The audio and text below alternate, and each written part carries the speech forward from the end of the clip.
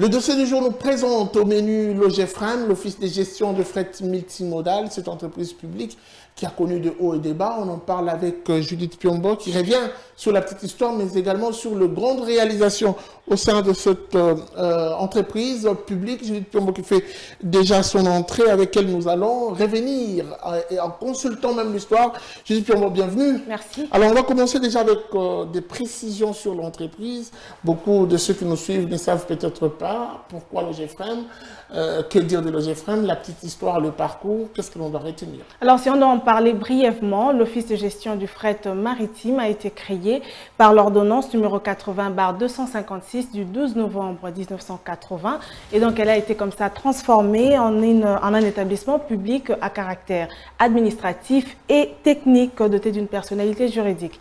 Il vise donc la recherche, l'efficacité, la rentabilité de toute opération en commençant par le producteur jusqu'au consommateur. Alors l'entreprise a connu déjà des réalisations à 40 ans, on en parlait.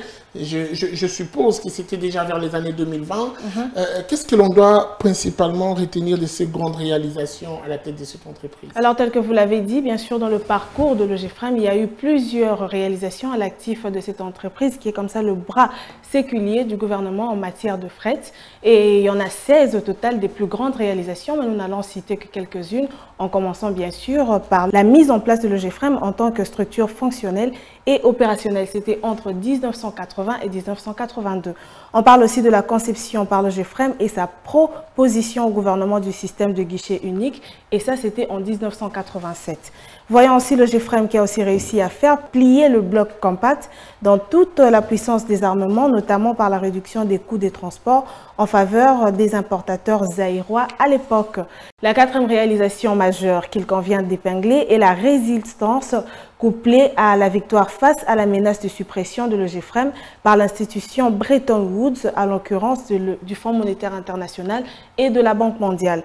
En 2003, à l'instar d'autres conseils des chargeurs d'OGEFREM, est parvenu à marquer un autre grand point avec le développement et l'opérationnalisation de l'instrument de traçabilité de fret connu sous l'appellation de fiche électronique de renseignement à l'importation. On va prendre un avant-dernier point qui parle de tout au long de l'année 2012 et 2016 où l'OGEFREM s'est caractérisé particulièrement par l'accroissement de son patrimoine immobilier, et on va finir donc avec des réformes mises en œuvre d'une nouvelle vision managériale traduite sous forme de gestion axée sur les résultats, et c'était de 2017 à 2020. Alors parlons un tout petit peu de cette nouvelle, de ce nouveau dispositif dénommé tour de contrôle.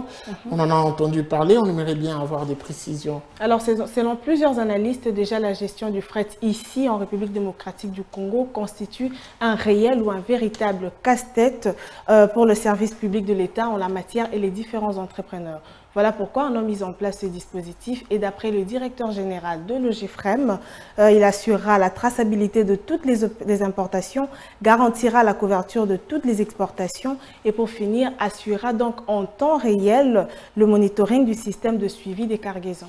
On a l'impression que depuis 2020 jusqu'à nos jours, on parle de moins en moins de cette entreprise. Comme qui dirait, depuis 2020, il y a de moins en moins de réalisations à la tête de cette entreprise. Alors, comme je le disais tantôt, les plus grandes réalisations ont été dans cette fourchette de 1980 à l'année 2020, et les réalisations qui viendront plus tard, nous y reviendrons avec plus de détails. Merci beaucoup à vous, Judith Piombo, pour ces précisions, et bonne fête de fin d'année. Merci pareillement.